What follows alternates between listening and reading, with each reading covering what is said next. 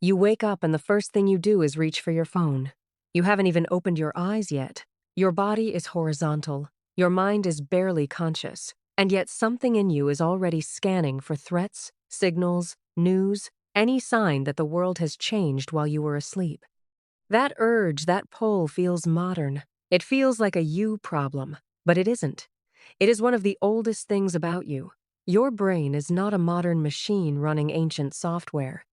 It is an ancient machine trying to survive a world it was never built for.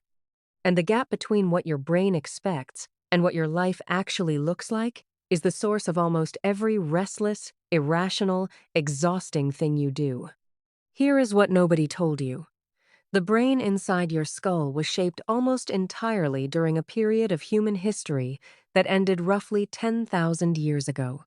That is when your ancestors were still living in small nomadic groups, hunting animals, gathering plants, sleeping under open sky or inside shallow caves. 10,000 years sounds like a long time. In evolutionary terms, it is almost nothing. Natural selection works across hundreds of thousands of years, not centuries. Which means the brain you are using right now, to read this sentence, to worry about your inbox, to lie awake at 3 in the morning, is running on wiring that was designed for a completely different world. Anthropologist John Tooby and psychologist Leda Cosmides spent decades building what they called evolutionary psychology, the idea that your mental architecture was assembled piece by piece to solve specific problems your ancestors faced on the African savanna. Not the problems you face, their problems. Finding food before it ran out, detecting predators before they got close, holding your place in a social group that could exile you and leave you to die, identifying who to trust and who would betray you. These were the problems that killed people, so the brain built systems to handle them, and it built them well. The trouble is that those systems never got the memo that the world changed. Think about what happens when you walk into a room and everyone goes quiet. Your heart rate spikes. A cold wave moves through your chest. You immediately begin scanning faces for clues. Are they angry? Did you do something wrong? Are you in danger? This response fires in milliseconds. It is automatic, biological, completely out of your control. And it is completely disproportionate to the actual threat, which is almost certainly zero. But your brain does not know that. To your brain, social rejection is not embarrassment. It is death. For most of human prehistory, being cast out of your group meant you could not hunt effectively, could not find a mate, could not survive the winter. The people who were deeply, almost painfully sensitive to social disapproval were the ones who stayed in the group, stayed alive, and passed their genes forward. You are descended from the warriors. The ones who took every raised eyebrow seriously. The ones who lost sleep over a single strange look from someone they trusted. That is not a flaw. It was a feature. It just stopped being useful about 10,000 years ago.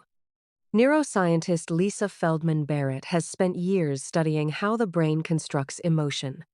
And one of her most striking findings is that your brain's primary job is not thinking, it is not even feeling. It is predicting. At every waking moment, your brain is running a simulation of what is about to happen, based entirely on what has happened before. It is matching your current situation to patterns stored from your past and generating a response before reality has even fully arrived. This is efficient. It is also the reason you are exhausted by modern life. Because the patterns your brain learned to expect are ancient ones. Silence followed by rustling leaves.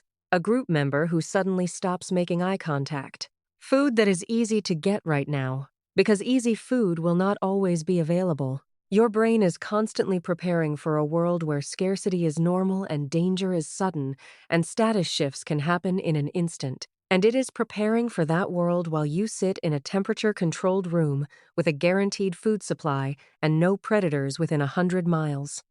The mismatch is not subtle, it is total. Consider sleep.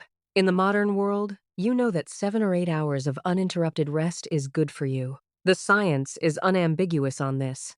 And yet millions of people lie awake at 3 a.m. with their minds running at full speed, cataloging everything that went wrong, everything that could go wrong, everything that someone said 6 months ago that still does not sit right. This is not insomnia in the way we usually talk about it.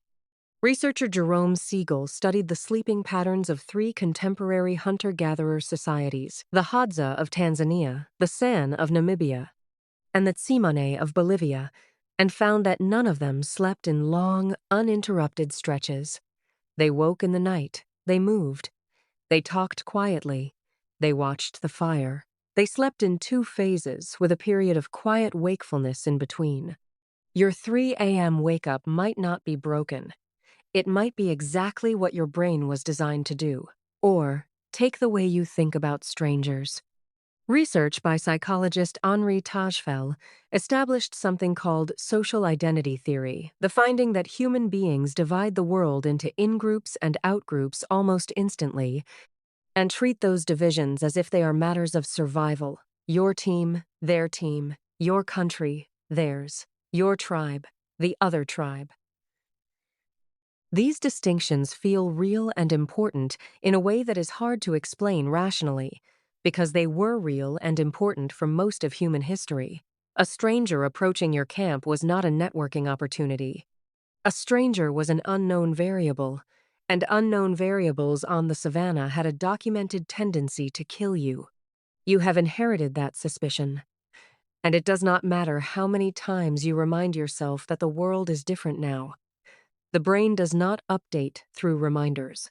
It updates through experience, slowly, across generations. You are generations too early. This is what makes modern life so quietly exhausting.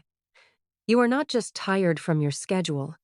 You are tired from the constant low-level work of overriding systems that were never meant to be overridden.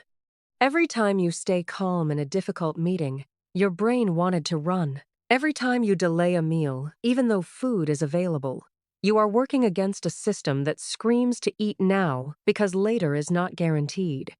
Every time you choose long-term planning over short-term reward, you are asking an ancient organ to ignore everything it was built to prioritize. Psychologist Roy Baumeister coined the term ego depletion to describe the way that self-control drains a limited resource. The more decisions you make, the harder each subsequent decision becomes. The more you resist, the weaker your resistance gets. This is not a moral failing, it is physiology. Your prefrontal cortex, the part of your brain responsible for planning, impulse control, and rational decision-making, is also the most recently evolved part of your brain, and it is running on a brain that is fundamentally not designed to use it all day. Your ancestors made dozens of decisions a day. You make thousands. And underneath every one of those decisions, the older parts of your brain are running their ancient calculations. Is this safe? Is this enough? Will the group accept this? What happens if it runs out? The brain that got you here is the same brain that makes here so hard to live in. But here is where it gets interesting, because knowing this changes something. When you feel that spike of anxiety in a crowd, you now know what it is. It is not a sign that something is wrong.